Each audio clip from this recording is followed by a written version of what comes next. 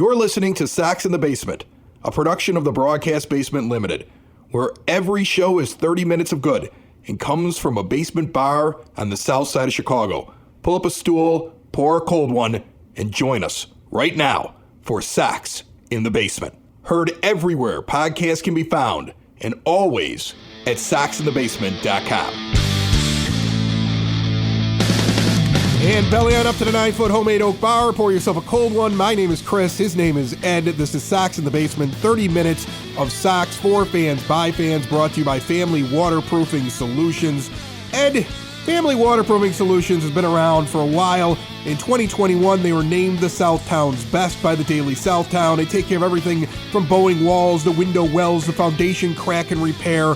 If you have to get your gutters cleaned, you got a sump pump issue, you got yard draining systems that need to be installed. Basically, they protect your foundation and they keep water away from your home. That's very important. 24/7 they are available, 708-330-4466. They take money off if you mention Sox in the Basement, and now is the time to have them come out, take a look at the home, tell you what they can do, give you that estimate, and lock them in for the moment that everything starts to thaw. FamilyDry.com. What a difference a family makes, and what a difference it makes to have a co-host like you, my friend, who was able to step in with our good friend Jordan Lazowski from Sox on 35th on the last show, as I am still recovering from the Rona. It finally got me, Ed. It took almost 2 years since the Rona came out, okay, or at least made it stateside, all right? And it finally caught up to me. It hit me like a ton of bricks. It attacked the weakest part of my body, which happens to be my vocal cords. And I'm probably at about 90% right now, and I'm just happy to be able to speak. I don't know if my wife and kids are happy I can speak, because I spent about 5-6 days unable to say anything to anybody, and now I just never stop talking.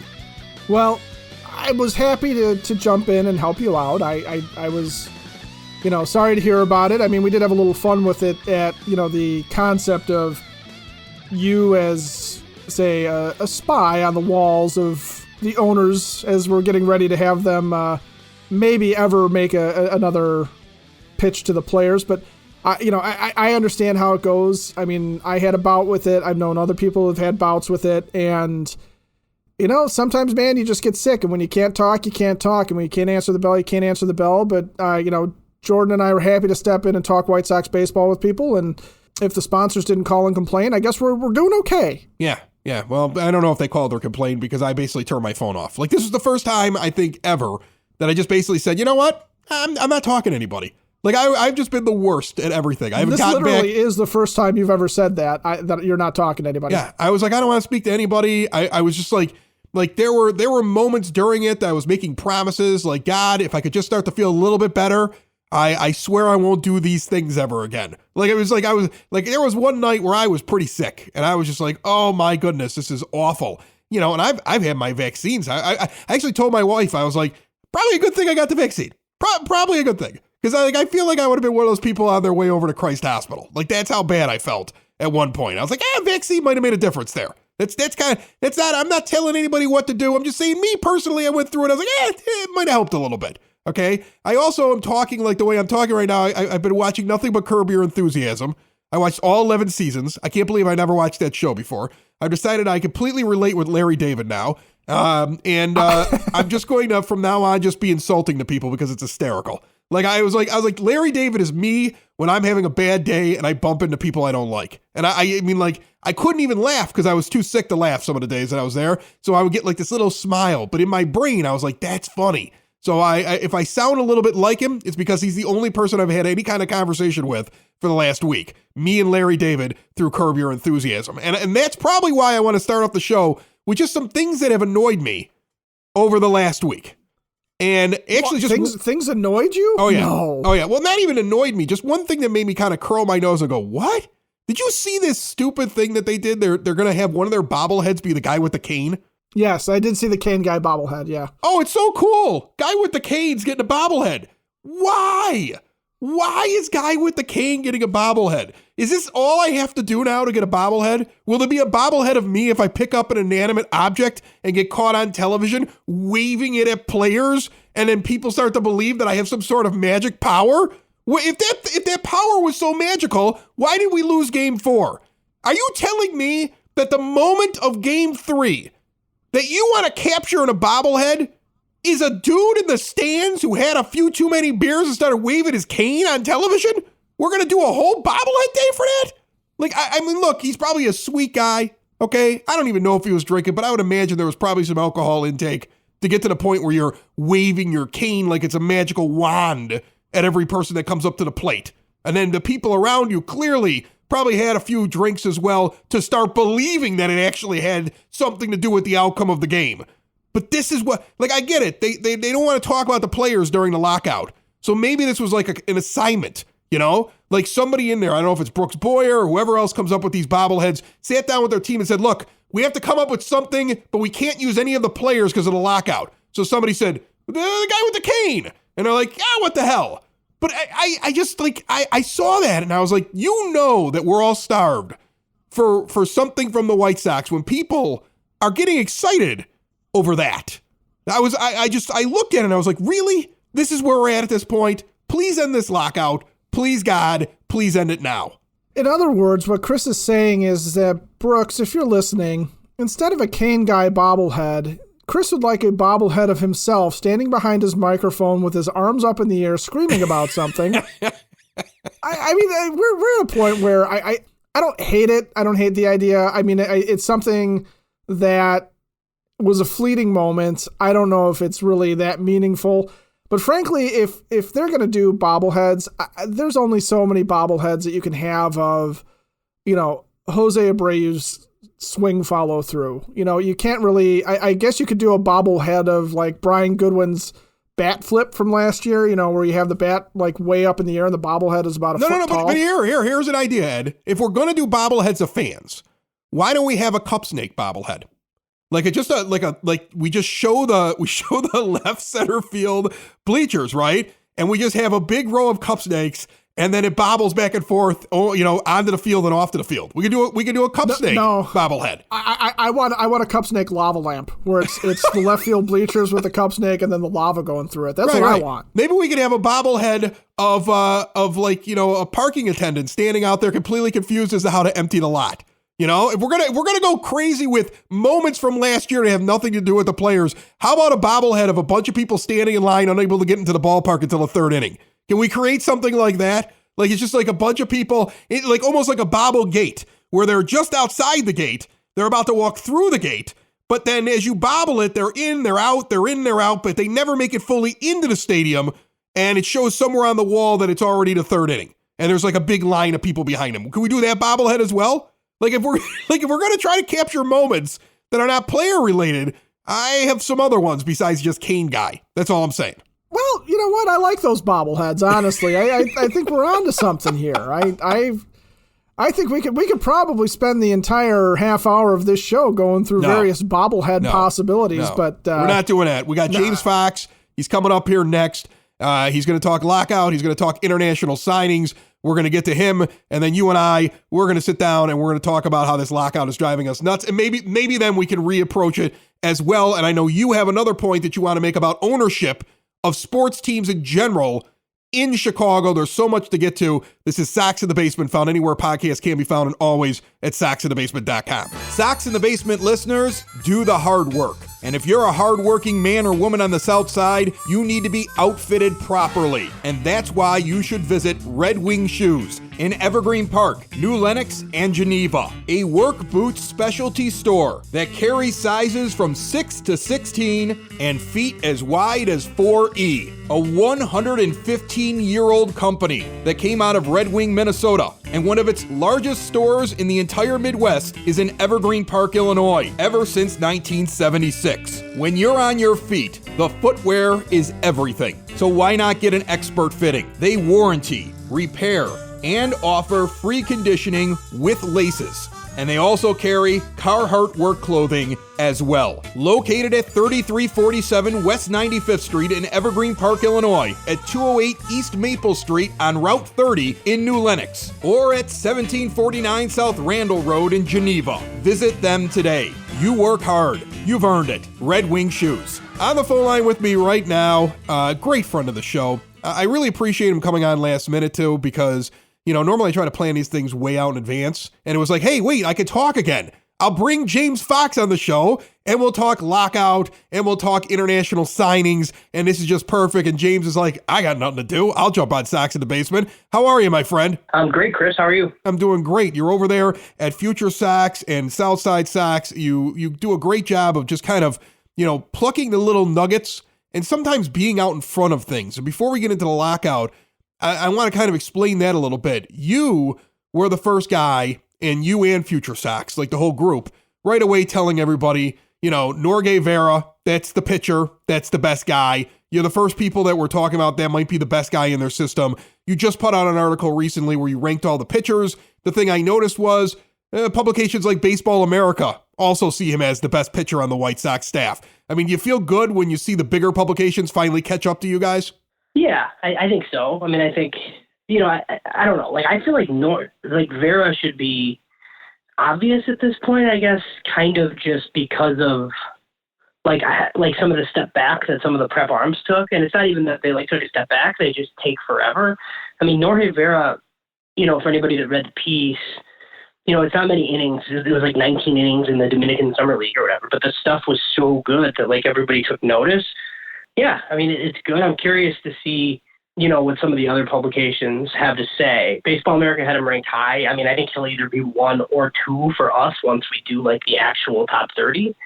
So yeah, he's definitely a guy to watch. I saw something today from Dominican reporter Francis Romero that he is, he's stateside now. I think he's in Arizona. So, he'll be in a stateside affiliate. He should be probably high in Winston-Salem, and everybody will get a chance to see him. So, yeah, he's a guy worth paying attention to for sure. So, international signings coming up on Saturday. The lockout is not going to prevent that. I know from talking to you many times on this show, I should expect Oscar Colas on Saturday to join the White Sox. Is that a foregone conclusion for sure? And who else do you think they're going to end up signing? Yep, so the Oscar Colas thing finally happens. They should announce it Saturday. They made a huge production out of the Cespedes thing last year. So, I mean, I would imagine the first day he's eligible to sign, they'll do it, which is Saturday. The other name is Eric Hernandez. He's a 17-year-old Dominican outfielder that can play all 3 spots. He seems pretty significant. I've heard this bonus is around $1 million. They don't typically give that much money to 16-year-olds. I think this is the highest upside teenager they've signed since Fernando Tatis Jr. I think this is it's a pretty good one, and he'll be, in the top 30 immediately. He's super young, obviously, and he's going to play in the Dominican Summer League. But, and then they do have more money. I mean, that's $3.7 million of the $5.4 that they're able to spend. So I haven't been able to figure out any of their other signings. So, they'll have traditional signings out of Dominican and Venezuela for $400,000 or $500K, stuff like that. But I mean, if you look at the list that we just published at Future Sox, I mean, these guys are littered on those lists. A third base list that I did personally. I mean, there was a Dominican third baseman they signed this year, and then there was a Dominican third baseman they signed last year. I mean, those are some of the top 50-ish prospects in their system. So they are adding a lot of bats that are just super young that'll be in rookie ball. One of the things that you brought up on the show before is that the White Sox don't have a ton of these players that they go out and get in international signings that are then capital that they can use later. They basically spend a big chunk of their money on one big name. And from what you're saying right there, yeah, Colas, yeah, this other kid, this infielder, the 16-year-old, and both of those sound interesting, but it sounds like they also have more money to spend, where in previous years, they basically blow it all on 1 or 2 guys. Are they doing something different this year? So one thing they don't do is when you look at these, if you go look at the list at MLB Pipeline, right, your top guys are 16-year-olds and they get $4 million, $5 million. The Sox don't do that. They do a quantity approach where they sign a bunch of guys with their limited money, but they have kind of prioritized older Cubans when they become available. So I think it was a notable shift. I think they're, because even Norge Vera is 21. Gilbert Sanchez was 23 when he signed. Cespedes and Colas are both older. So, I mean, if you're getting some more advanced Cuban names on the international market and then deciding to draft more high schoolers, I think that makes some sense. So, the thing that I always kind of harped on was that they just don't really give out big bonuses to the 16-year-olds. They don't take those chances. But the problem with that is you're paying these kids you're scouting and paying them when they're like 14. So, I just like don't know how slimy they want to be. I think this is a step in the right. A guy like Eric Hernandez is definitely a step in the right direction, though. They don't typically go out for guys like this. Mike Rodolfo was one that was all the way back in 2013. They gave him $1.5 million. But then since then, it's usually 600, 700K for their top guys. Like even Fernando Tatis was like 700,000, I think. So now let's get over to the lockout. And I'm going to say it right here. I was wrong. And the reason that I was wrong was not because it didn't make sense to say this thing isn't going to last a long time. It made perfect sense. You looked at how close they were. You're like, well, why wouldn't they get this done? But what I didn't factor in was that the owners have somehow learned that it doesn't matter if they have a full baseball season. And I'm starting to feel like they don't want a full baseball season and that they intend to try to find anything they can do to break down the union, shorten the season, and there's some kind of financial gain to them. I'm losing faith. Am I crazy to be losing faith in this lockout getting solved on time? You're not crazy. I don't think they're going to miss games, though. I don't think they can. I think they were content missing games before. Obviously they played 60 games without fans. Now with fans, like they're gonna want to play. I think they're going to play 162. Like Bob Nightingale gets a bad rap, and rightfully so in most cases, because he hears things and like reports them sometimes, like instead of like vetting stuff. But he had an article on the lockout yesterday, and he's adamant that this thing ends no later than February 15th, if not earlier. I wouldn't be surprised if they miss some spring training, but I'd be very surprised if they miss regular season baseball games. Now, MLB is currently working on a proposal. Both sides are going to have to like figure this out, obviously. And I know like most people are pro player and like I am too, but the problem the players have is they're asking for so much stuff and they've given away the farm in the last two CBAs. Like there's no way that they're going to get all of it back. So some of the tanking stuff, like I don't really know how you stop. The big thing is like they got to try to get players paid sooner.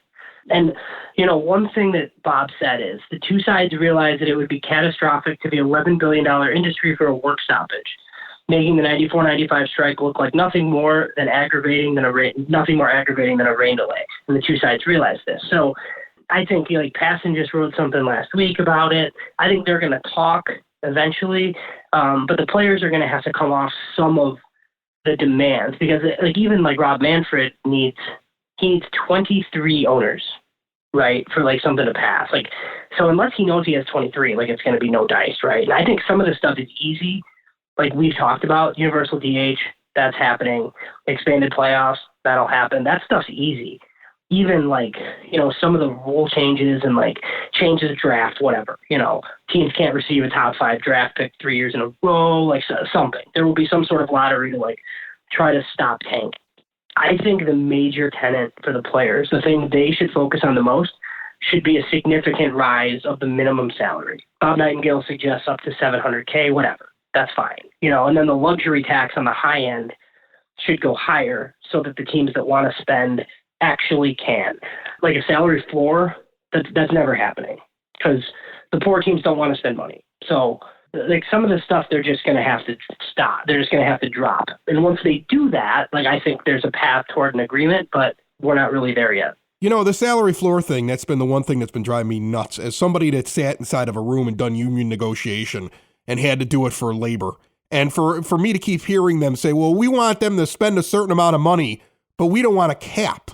There's no way you're going to force a bunch of billionaires to spend money and then they don't get something back where they get a guarantee that they're not going to have to overspend on the higher end players. There's no way you're ever going to get that. And it seems to be the thing I keep hearing coming out of players' mouths in interviews now. That seems to be a talking point all the time. Is that one of the big things they got to fall back of and be like, okay, just go for minimum salary. Just try to help out there and try to work on when we get to being free agents, because it doesn't seem to me like you're going to convince a bunch of people, hey, you need to spend more on your team. All of you have to spend this minimum, but there's no maximum to what we can sign for. Yeah, I think you can essentially create a salary floor by raising the minimum significantly, right? Because if players are making $1.5 or $2 million in their second year, well, that already raises it, right? Because if you have 25 guys making more than that, like everybody's going to rise. I think the players' big issue is like the revenue sharing model. The big market teams share with the small market teams, and the small market teams just take that money and don't spend it. Now, I'm not sure how you solve that. I think one thing that I really disagree with the players on is like they equate spending more with winning. And both of us know that that's not true, right? Like if you made the Pittsburgh Pirates spend $70 million next year, okay, great. So they're just going to like take on Dallas Keuchel and take on Justin Upton and take on all these bad contracts and still be terrible anyway. That doesn't make any sense to me. That's like not how you get teams to compete more. I don't really know how you fix 10 to 12 teams tanking at one time. That's higher than my pay grade.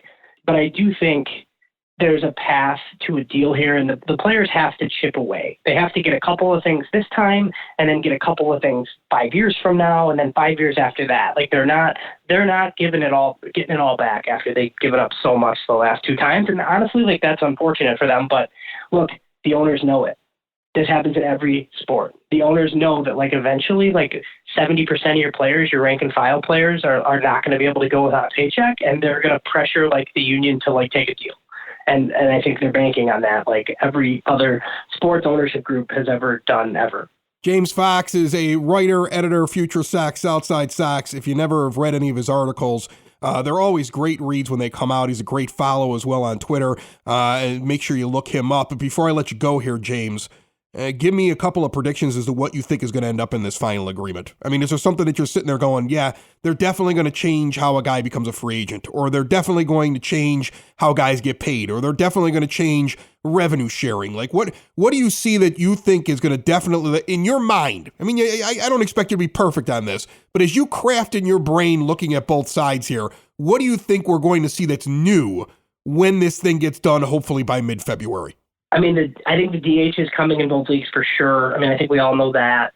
The playoffs will be expanded. I don't know whether it'll be 12 teams or 14. Like I said, I think the minimum goes up because that's the easiest thing to agree to. And I think the luxury tax number raises significantly, right? Because players just want to get paid. They shouldn't care. Like if the Pirates don't want to spend any money, there's no reason why the Mets and the Dodgers shouldn't be able to spend $300 million if they want to. Like, it is what it is. So, in a league that's not capped, that's probably what happens. And then my guess is too, the other thing, I think there will be some sort of minor change to free agency. Like it's not going to be just 6 years anymore. I think it'll be 6 years unless you're like 28 and a half or something, then you could be a free agent after 5 or after 4, like something along those lines. I do think will change. And then something possibly with the arbitration system too, like right now players don't make anything the first 3 years, like even the really good ones. So there has to be some sort of incentive like they do in other leagues. Like if you're a second year player and you made the All-Star game, maybe that's $1 million bump, like stuff like that. But I think stuff like that should be easy to negotiate. The problem is they're not even talking, and you've negotiated contracts. You understand it. They honestly just need to get to the table, and it's like, we're throwing this out. Okay, we're throwing this out. And it's just like bartering back and forth. And then you finally figure out something. But, I would be very surprised at this point if they miss regular season baseball games still as contentious as this seems. James Fox, make sure you check out everything that he does at Future Sox and Southside Sox. My friend, I appreciate it every time you come on the show. You set my mind at ease a little bit by telling me that you believe this thing is going to be over in time, that we won't miss any games. I'm getting a little bit nervous about it. We got to get back to something going on with the front office. We need a second baseman. We need a right fielder. We need more pitching. We need things. We're not ready yet. And I don't care what happens here with the collective bargaining agreement. I just don't want it to affect my team's chances of winning a World Series. I just want them to get rolling again, and so we have rumors to look at. I really miss baseball rumors, Chris.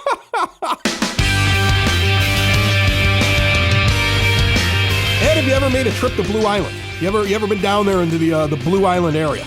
I have stumbled across Blue Island from time to time. It is an interesting spot. It is a very interesting place, and an eclectic group of people live in Blue Island. My wife actually tells me that when she drives through Blue Island, it reminds her of growing up in Wheeling, West Virginia. Like the way the buildings are, the way that everything is kind of shaped. It's like little West Virginia on the south side. And that's not a bad thing because those people out there are kind of cool. All right. I'm not saying it's a bad thing, but she basically, my wife who's from there calls it the West Virginia of the south side of Chicago. Okay. The good parts of West Virginia, and located right in there is a really awesome bar that is a darts bar known as the Double Play Saloon. Now, this place has a Thursday handicap dart league. Every Thursday, 7:30, they're playing 3 to 8 players on a team, 7 matches a night, 10-week-long season.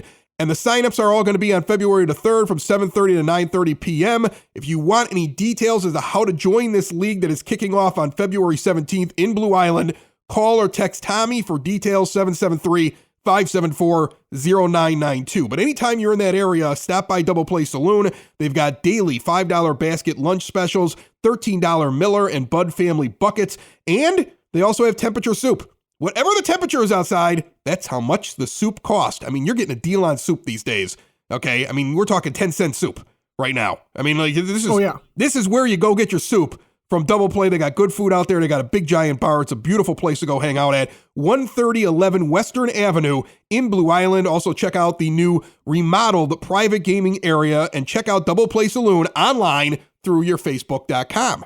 So you wanted to talk real quick. We can get into the lockout thing, but I thought this was interesting.